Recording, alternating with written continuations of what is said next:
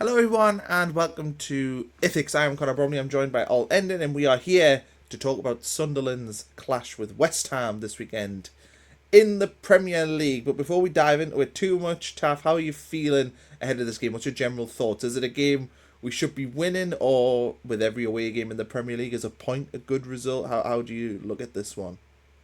I think the last game and the next two are really very important for us. We are playing the three, in my opinion, three weakest teams currently in the league. Last week we played Palace, who were second bottom of the form table. This week we are once again playing second bottom of the form table, only by virtue of the fact that they had a surprise win against Tottenham. Bottom of the form table now is Palace. So perhaps we can put the second bottom into bottom place again for 2 weeks on the trot. But we really need these three games. I really want us to get 9 points out of them. Our away form has been poor. We've struggled a bit in AFCON. It would be nice now it's all over and the sun is staying up in the sky a little bit more as each week passes, to try and put 2 wins together back to back. Have we even done that this season? Yes, we beat Wolves and Chelsea. Oh, yeah. Well, let's see if we can put 3 together. We have every chance to do so, and we need to improve our away form. I mean, our away form isn't the best, but we are, in terms of points, 12th in the away table. I mean, it's not like... Yeah. Nobody has particularly good away form. I mean, if we win at the weekend, we'll probably move into the top 10 on away form. Mm-hmm. You know, but so if we want... Is it stupid to say if we want to be in a European spot? Is it stupid to say that? Well, for you, obviously, you don't want that to happen because you've bet against your beloved Sunderland team in our forfeit I want bet. to dress as Indiana Jones when we go and play Cercle Bruges. I'm up for that. Okay, fair enough.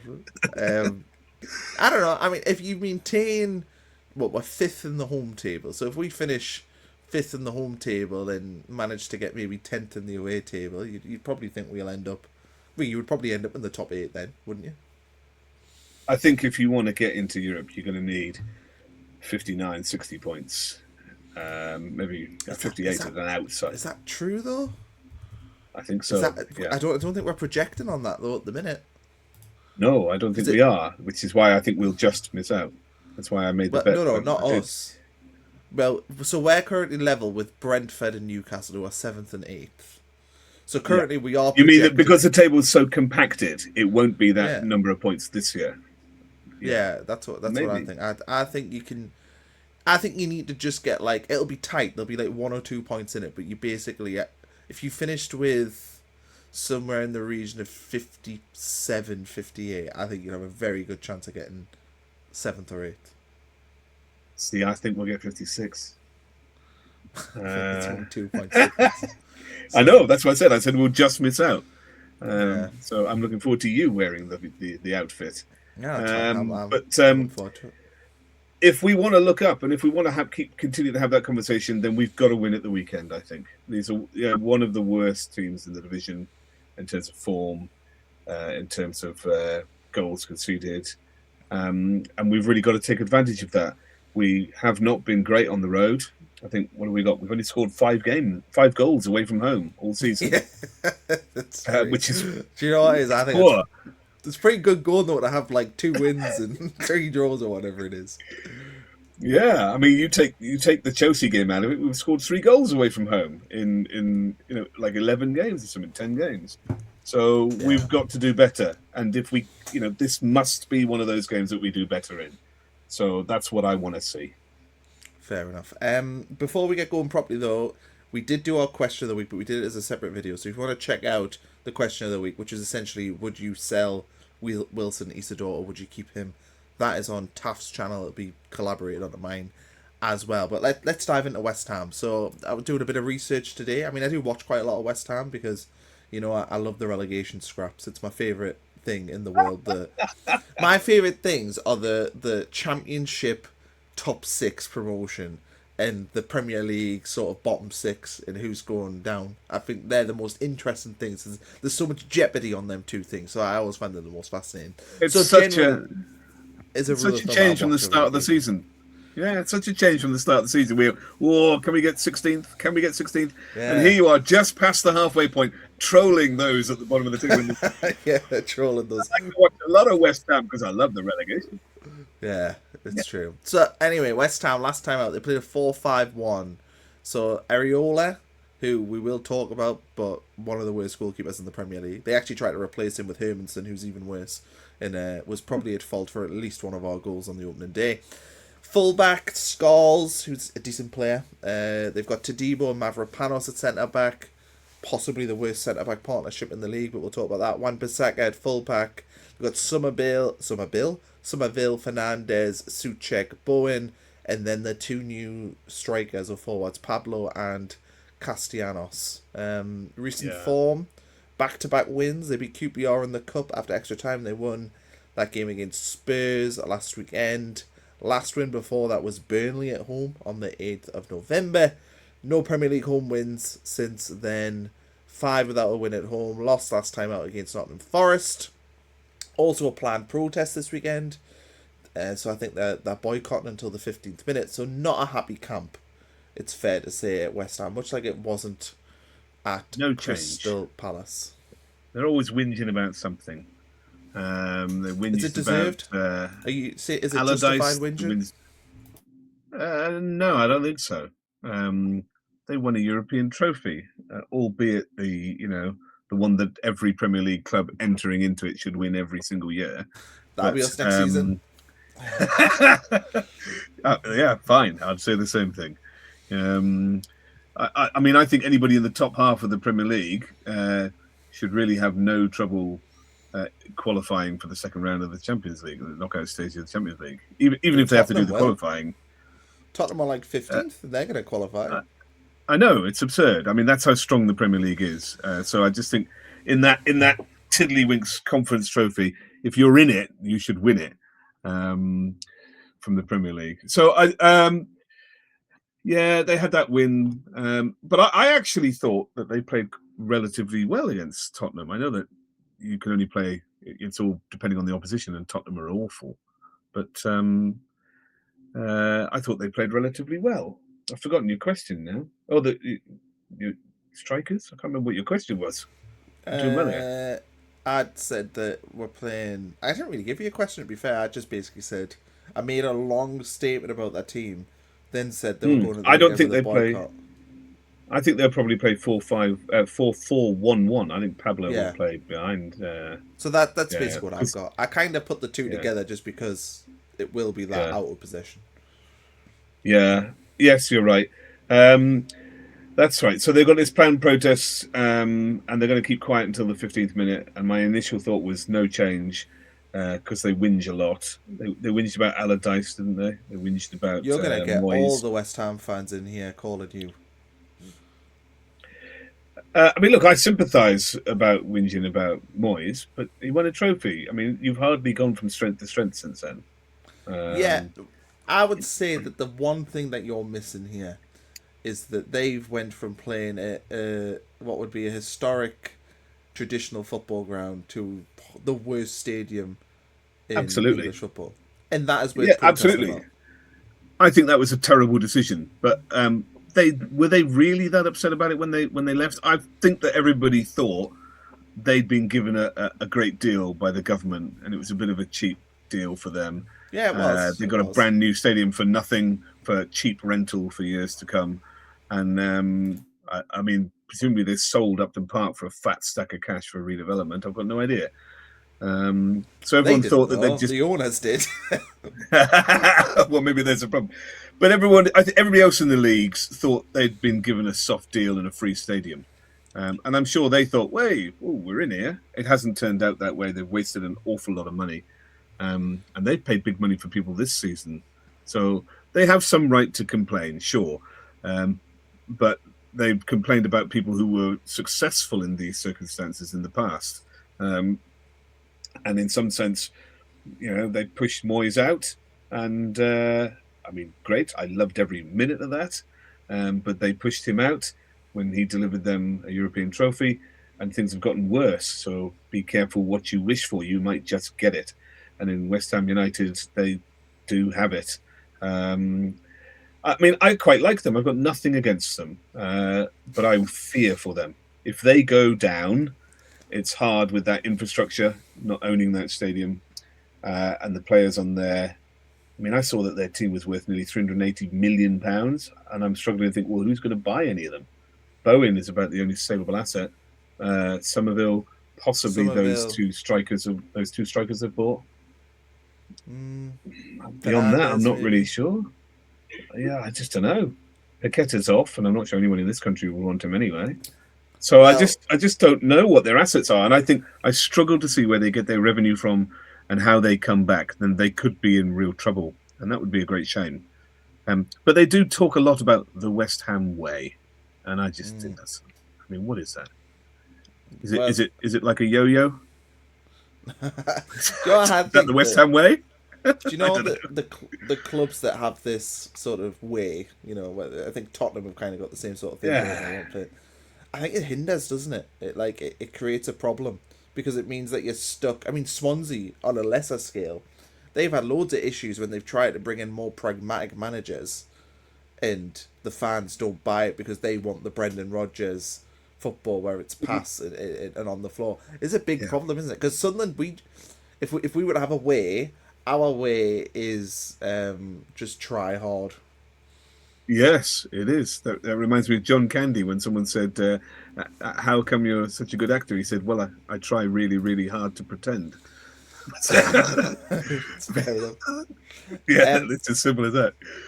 I watched, in preparation for this, a video with Hammer's Chat. I don't know if you're familiar with the channel. I love Hammer's Chat. Gio on Hammer's Chat, I like him a lot. Scottish guy. He gave me some Equa footage back when we and some stories about him back when we signed him. I still watch them. He's a very watchable guy, Gio on Hammer's Chat.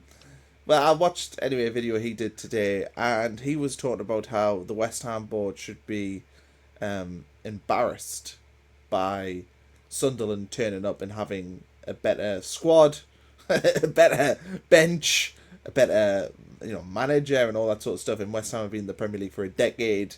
They've, of course, won a European trophy in that time, as we've just discussed. And it really just got me, again, just thinking, like, I mean, you're talking about the protesting, whether they should or shouldn't be protesting. But this right here, you can look at Sunderland, who's well-run, that knows what it's doing. You look at West Ham, that isn't. But West Ham have got far much more money and budget and everything else. Been in the Premier League forever. That is a reason for me to be protesting, is the fact that Sunderland rock up and they're a properly run football club. I don't think that. I mean, they can protest. That's fine. I think things are a mess, and I think that their board don't really know what they're doing, and it's desperate stakes now. I remember before we even had our personal love-in with Fabrizio Romano for a fortnight in the summer, when he would announce something for us every day. I remember even before that, I was talking to some West Ham fans, and I was saying to them, "We're going to beat you next season. We got you opening game, and we're going to beat you." And they thought the same thing too. And that was with our promotion squad. I thought that we could beat that team, and their board just seemed to have not really got it, and not really not really taken very seriously what it is they've had to do in order to develop that team and stay up. But I struggle to see how that team's worth 380 million. But they have not been shy. Fernandes was 40 million pounds. Todibo, who I do agree with you, has looked horrendous. He costs like 36 million pounds this summer. Although I thought he paid a lot. Yeah. Oh yes, they had him on a loan, but yeah. But he did play much better against Spurs. So I don't know. And what? El Hadj Diouf cost 20 million, although he's quite young and he looks all right, but a bit error prone. I mean, Mads Hermansen cost twice what we paid for Roofs. Yeah, crazy. So they've spent money. They've spent 80 million on Todibo and Fernandes, and those guys are not really transforming players for a side. No, I mean, didn't Kilman cost them like 40 million? Oh, probably. So they've had some horrendous transfer business that they've wasted in recent, and they've made almost no sales of any great note. Kudos is the only one. I Igard went to Marseille, but yeah, they're just not very good. And you look at the people they've bought. They've paid how much for that forward from Lazio? £25 million. Castellanos. Yeah. He's got a contract until he's 31, so there's no money coming back there. I just think this is what they do. The other lad, Pablo, is 22, so they'll get something back from him. If he's good. Maybe they'll get all that back in the summer. Who knows? Yeah, maybe. Yeah. I've sort of picked out the two players that I like from West Ham are Mateus Fernandes in midfield. I think he's a good player. And obviously Jared Bowen you kind of pick up, but I think Jared Bowen started the season all right, but I don't know if he suits the Nuno style of play because he definitely went quiet. I definitely feel like I'm not seeing as much from him in recent weeks. So Fernandes for me though in the midfield, but then I look at that midfield that they've got and they lined up with Fernandes and Souček, and I look at us and think, well, if we've got, Lefebvre, no pace in Xhaka, Siddiqui, those three should eat up the middle of that park, in my opinion. You would should think win that so. battle, and therefore, if we win that battle, do we win the game? That's pretty much how we play. I think what they are lacking in terms of required to play for a Nuno team is they don't really have any height up front, do they? I mean, that Castellanos, by the way, fantastic first name for that Castellanos. His name is Tatey. So, if he plays like a potato up front, then we're going to be all right. But he's like the lead striker, and then Pablo Felipe, what's he? He's 184. What is that in there? Somebody out there is a metric man, I'm sure. What's 184 in feet and inches? 6 foot. 6 foot. Okay. Yeah. So he doesn't have his enormous target man that he doesn't have his Chris Wood to play the ball to and hold it up. Does he have fantastically pacey wingers to break fast with? Somerville. Not Somerville. Bowen, maybe. I don't know. I think because that's how they'll play. Yeah, they want to counter attack. If I was to look at the worst players, Areola. This is all. I'm touching wood for all this. So before Areola has the game of his life, I think he must be statistically up there as one of the worst starting goalkeepers in the Premier League. He's on negative in terms of goals saved below expected or something. Is that what it is? Goals saved below expected. Yeah. It's got hot competition from that Bournemouth keeper that we nearly signed. Yeah, that's true. That is true. Aaron Ramsdale as well has been pretty bad. Yeah. So. But he's the starting keeper. They bought a replacement in Hermanson who was even worse. I also think, I've wrote here on the run sheet the two centre halves are honking being my favourite word. Yes. But Todibo and Mavropanos, possibly the worst partnership in the Premier League. I think they've been appalling. However, Todibo did play much better against Spurs. He worked a lot harder. His position was better. I hope that was a one-off against a passive Spurs side. But I think you're right. I think we win this in the midfield.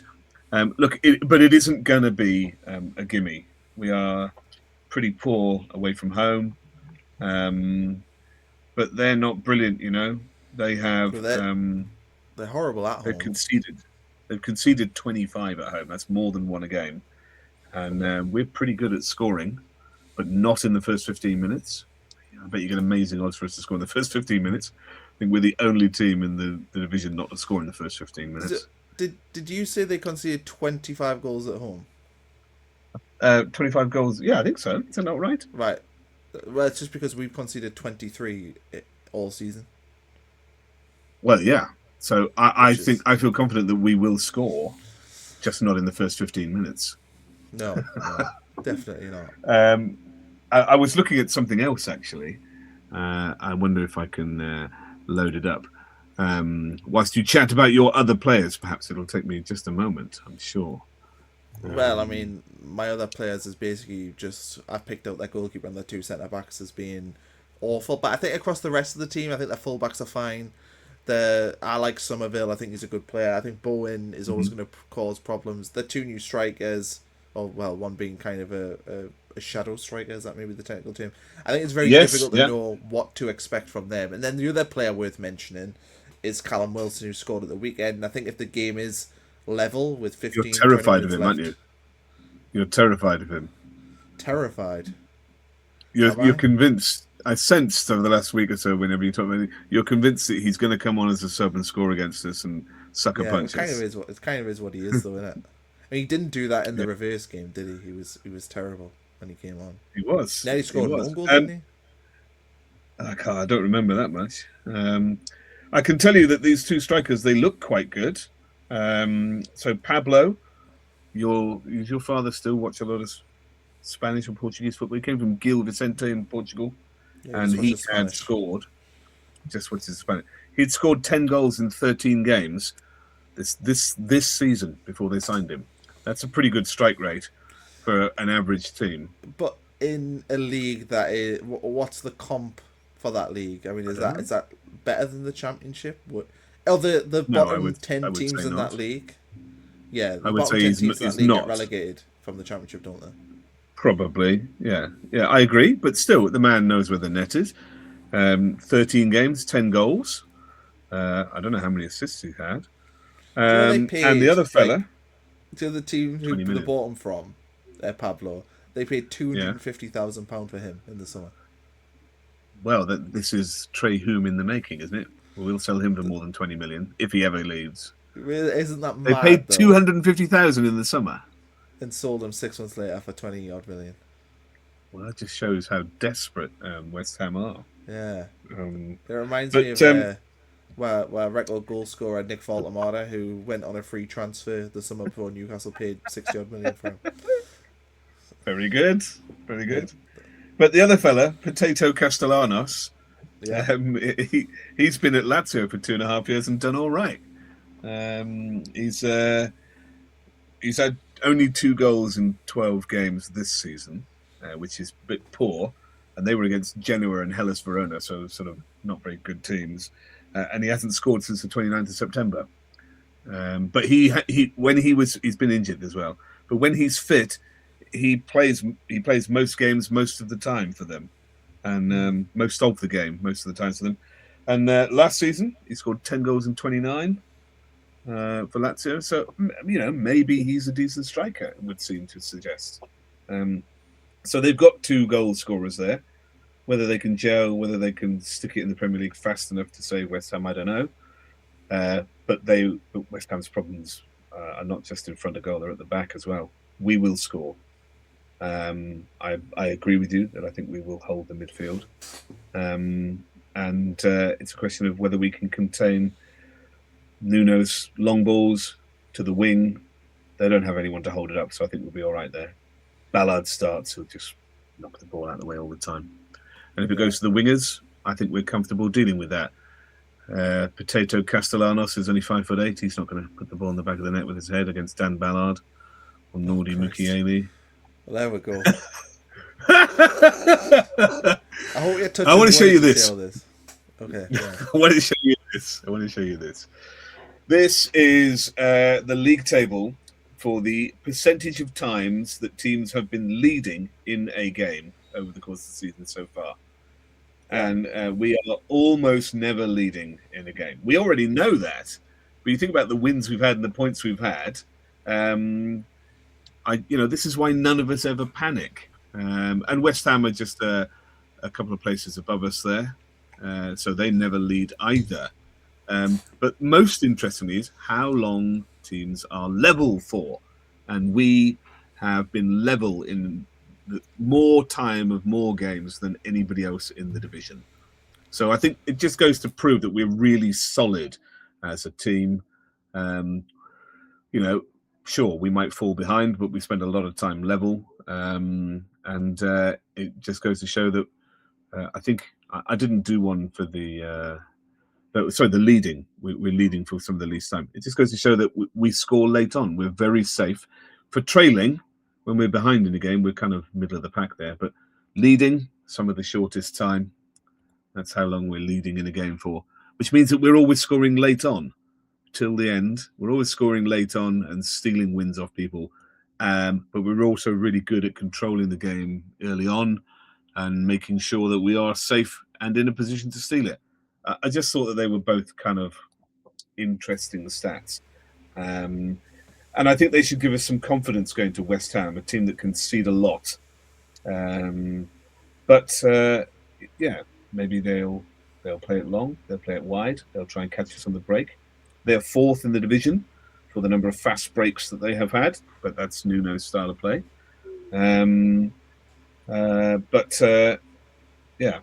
I think we can turn them over. I think we can control the game.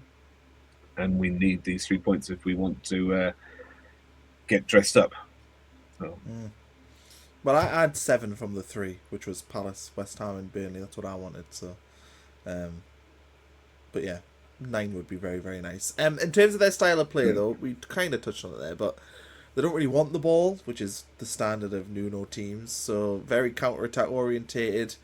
38% last weekend against Tottenham, 47% against Sean Dyche's Nottingham Forest at home. So that shows you. Well, that was the same kind of... Go on. Sorry, go on. I was going to say they had 67% against Wolves and lost 3-0. Battle of who wants it least. Yeah. But we played... The Palace have posted very similar possession numbers to this. And we thought, well, that might just be a battle of boredom. But it wasn't. We ended up with 60% possession. I think there's a good possibility that we will have a lot of the possession again this week. And I think we will control that midfield. And it's a question of whether we can... They'll sit deep. I think it might be problematic for us trying to unlock that. It's not like we're going to be playing against Liverpool looking to break. I don't even know if Talby's back. I presume the loser will return before the winner. But will he be on the bench, perhaps? But I don't think Diarra will. And I don't think we need him for this game. I thought both would be on the bench, to be honest. My guess would be that Diarra probably came back today. I did see a picture of him on a plane, but I don't know where the plane was going. The plane might have been going back to Senegal. I don't know. Other things for Forest, the counter-attacking team, their whole thing is win the ball very quickly to set up counters. That's all they want to do. They are very, very bad at set pieces. They are, I think, must be the worst set piece team in the league. So that's something we can attack. Mentally, very, very weak. Constantly giving away leads. Struggle with adversity. Kind of just the polar opposite of us. I mean, even if you think about that 3-0 win on the opening day, they absolutely capitulated once we went 1-0 up. So this is a team. Yeah, and that first half was very even, actually. Yeah, very even. So they're very, very fragile, and they are probably one of the most physically and athletically weak teams in the Premier League. They aren't filled with athletes like what we are. We are athletes from 1 to 11, but I think it's fair to say that West Ham are not that. If we lose this game, the last 50 seconds of your talk, it's going to be magnificent propaganda for Gio on Hammers Chat. Yeah, I might even send it to him myself. Yeah, I mean, he doesn't do propaganda, but yeah, he should just start just for that. So, we're both panning West Ham. We're both utterly convinced we've got 3 points here, aren't we? You know what that means? I'm not utterly convinced. I just think that it's hard not to look at West Ham and worry. And not think that we're going to win. I don't necessarily worry, but I do have other things where, they did win last weekend. What does that do for them? What does that momentum do? If they are going to stay up, they have to win this game. This for them is a game that they are circling on the calendar, going, we can beat Sunderland at home. We as you said, we don't have a great away record, so I think West Ham will be bang up for it. It won't matter. Everyone's so far away from the pitch, we won't be able to hear them. That's why it's being silent. That's why their silent protest is irrelevant. And why their protest is irrelevant. No one's going to see it or hear it. Yeah. We're all half a mile away from the pitch. If we win, is it a case of... But for me, if we play at our best, we win the game. So if we play well, it's not like when you play Man City at home. If you play well, you can still get beat. I think if we play well here, we win the game. I'm pretty sure, because I think we are better than West Ham across the field. But recently, we haven't had 2 games where we have played well together. Recently, I think we have struggled. Well, is that true? Do we not just go to Everton and play pretty well, and then go to Palace and play pretty well? I'm talking about the Premier League. That doesn't count. Oh, okay, fair enough. But I mean, if you think about what we have done with those games, we we played well against the visitors, and then we went away to Brighton, and it was just a bit flat. We played okay. I don't think that's. We played okay. Did we play well? I don't know. Yeah, I thought we played pretty well. Okay. But Brighton right. isn't a bad result. No, you're right, but they didn't pull up any trees either, and you just think, could have won that. Yeah, we could have won it. They were beatable. Yeah, that was our first AFCON game though. We didn't have Statistical. Traore, Ronaldo. Didn't Diarra come on for 30 minutes in that game on the right wing? Yeah, he did. But if I was going to look at a true test of this theory of yours, you'd have to Man City, followed by Spurs. No, go further back. The last time we had a full squad where we played back-to-back Premier League games would have been the Man City game before the Mags, which doesn't count for me because we had the suspension issues. So it's the one before that, which is Bournemouth, I think, where we won 3-2 and played well, and then Liverpool away where we played really, really well. So I don't. But you're just conveniently saying I don't like the Man City game. Yeah, but no, because I've still got 2 games to play well. But I think the context of you saying we can't put together 2 good games, I think is flawed because of the FA Cup game anyway, because I think you're wrong. I think the last 2 games we played have been pretty good. But also, it's AFCON, it's the amount of games you play over Christmas. This is a clear week where we've got every single player back other than Diarra and Talby. I think that your theory that we struggle to put 2 games together, maybe you'll be right, but I think that the context of... I don't want to be right. But there have been performances that have been a bit sort of disappointing in a highly expectant way.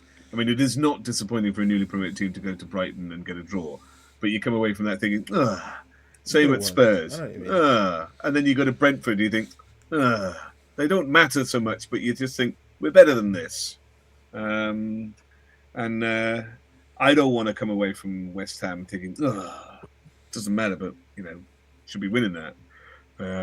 Because there's been a few of them lately. No, we should be going to this game and winning it. And like, if a West Ham fan's watching and thinking it's arrogance or thinking that it's getting too big for your boots, I think fundamentally we are 8th in the Premier League and they're 18th. I mean, we should be winning the game. I also think if Sunderland don't make any mistakes in this game, West Ham will make mistakes. Like, if we can just be solid, I'm not talking about brilliant, just solid, whereby everyone just does their jobs, nothing outstanding. West Ham are likely to give you goals because that's how bad they are at the back. Well, I'm inclined to agree, and I'm going to tempt fate and say we don't make enormous errors. I mean, it's been a while since Le Fay tried to. I know I was thinking this. Tried to turn on, just outside his own box with only one man to the side of him and lost the ball. He used to do that quite a bit, but it's been a while since he's done anything like that. I mean, the worst thing that's happened was I think Alderete had a few bad passes a couple of games back. Xhaka with one horrible pass early on Palace. But the mistakes are far fewer than they used to be at giving the ball away like that. I think Brentford was a terrible game, but on the whole, I think they're fewer. And we don't make enormous errors, I think. So let's hope that I'm not made to chew those words on Sunday.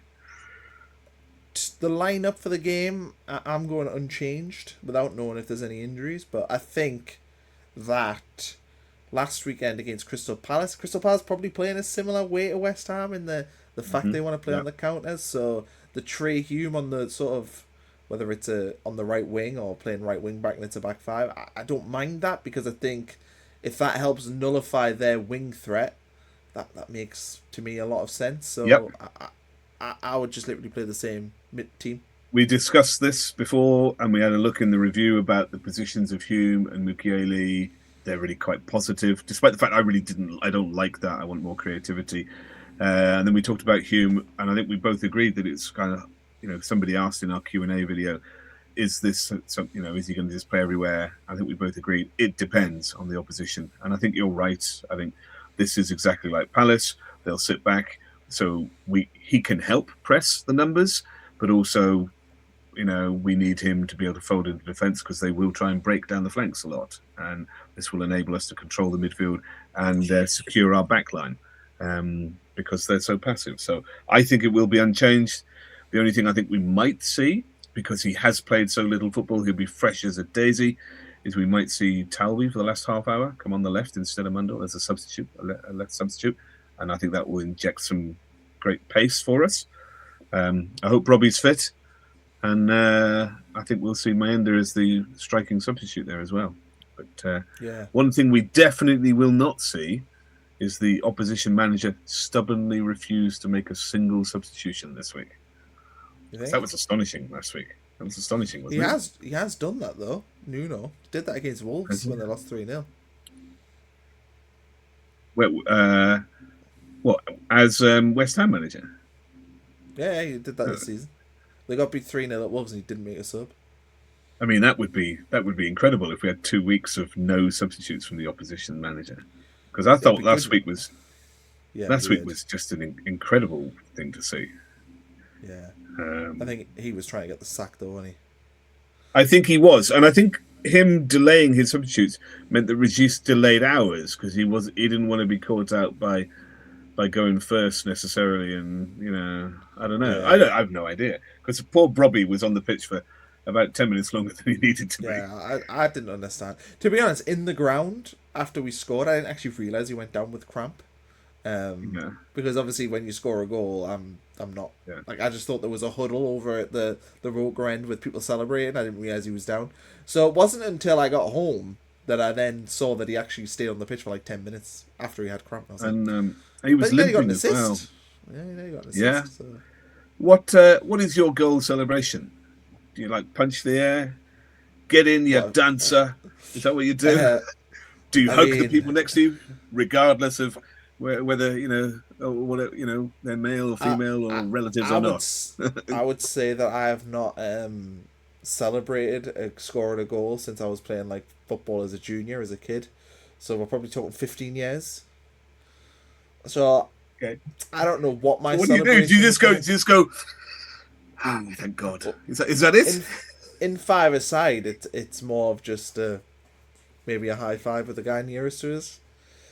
If I was to score an actual goal... I meant, how do you celebrate when Sunderland score in the stadium? I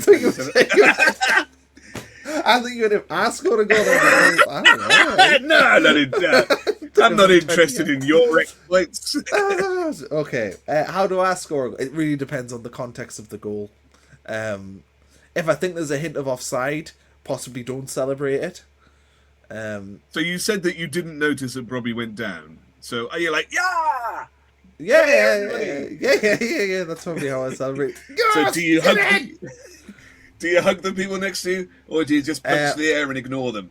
Well, I sit next to Adam, who I've been friends with we've been going to the games together for about 20 years, and we only generally show physical affection after a goal if it's like a playoff goal, a last-minute goal, like a big goal. That's the only time we do that.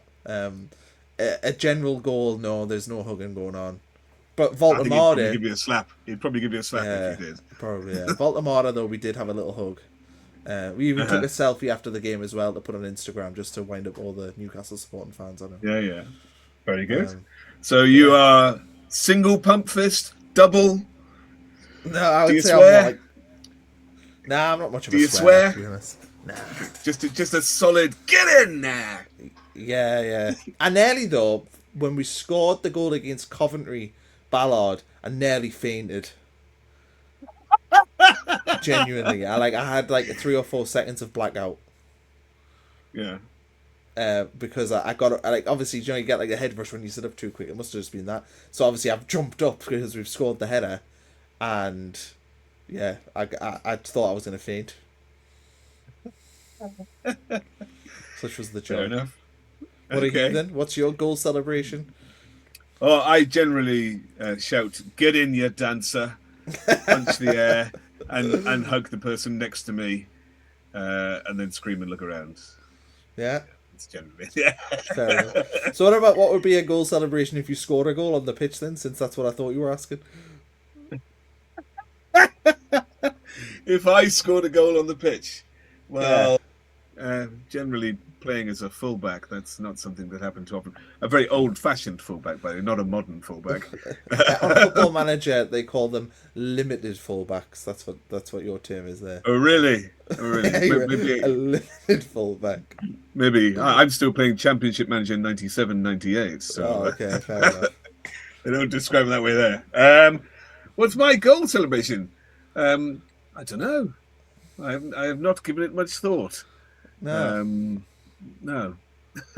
I think Yeah. if I scored, it depends on the manner of the goal. But if it was like a one-on-one, slide it past the keeper, I think it's a run to the corner, do a knee slide, then kick the corner flag over. I think that's probably what I do. Never a knee slide. Never a knee slide. No, why not?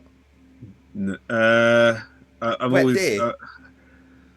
Maybe I'm just always convinced I'll just catch my knee and fall over. So never a knee slide. No, I tend to I like to. I was always inspired by the American football celebrations. Oh, like a touchdown. Where they just run down. They just run like that. Okay. Yeah, I was always inspired by the touchdown celebration. So things like that. The greatest goal I ever scored was actually in five-a-side, where I sprinted for the ball. It was in Crowtree Leisure Centre as well. Sprinted for the ball that was bobbled out somewhere, and got there just before the keeper on the edge of his D to try and block it. And I was pelting. I was going to hit the wall, and I flicked it with the outside of my foot, and it curled all the way around into the top corner. And it was such a good goal that all my friends who were playing me said not a word, just we're not going to give it a pleasure. Just turned around, and we kick off again. And I knew it was a good goal because no one said good goal, and they didn't want to say anything to me. So I'm a nutmegger. That's what I do in five-a-side. All right. I will lose the ball if I can get a nutmeg. That's basically what my view is. I guess you don't get picked anymore like me then. I think I've went from maybe being in the terms of the five-a-side group I've played in, I was probably a top 20% player, so top 2 player. I'm definitely in the bottom 4 now. Yeah, definitely. When I grew up, I used to play in the five-a-side leagues in the Northumbria Centre in Washington. They were big deal. Them things. They had lots of teams on a Sunday play there, and we were terrible. Yeah, unathletic Madrid.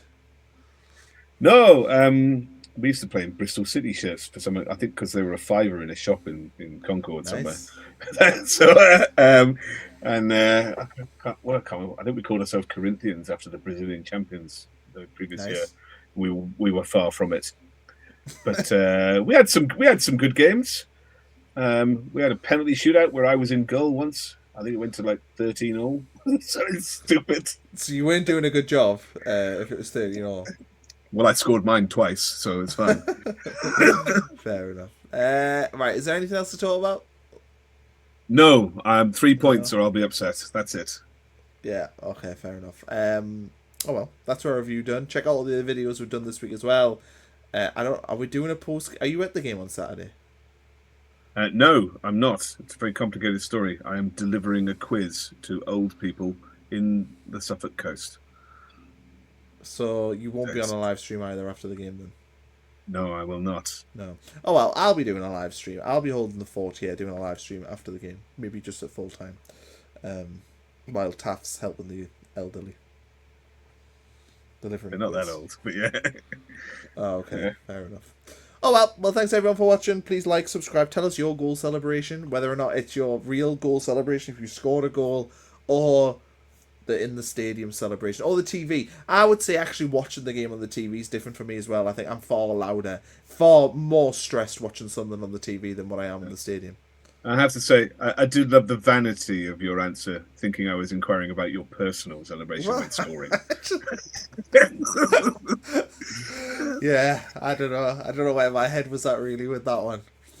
But just because you said goal celebration, not how you celebrate a goal. So when you said goal celebration, I was like, I don't know. I mean, it certainly wouldn't be pretending I had cramp. Okay. So yeah, it is what it is. Maybe I just thought you thought I was some sort of Thierry Henry-esque figure who just scores goals. I'm afraid not. No, no, fair enough. No. Because I am not. Oh well. What a way to end. Right, we'll see you all very soon.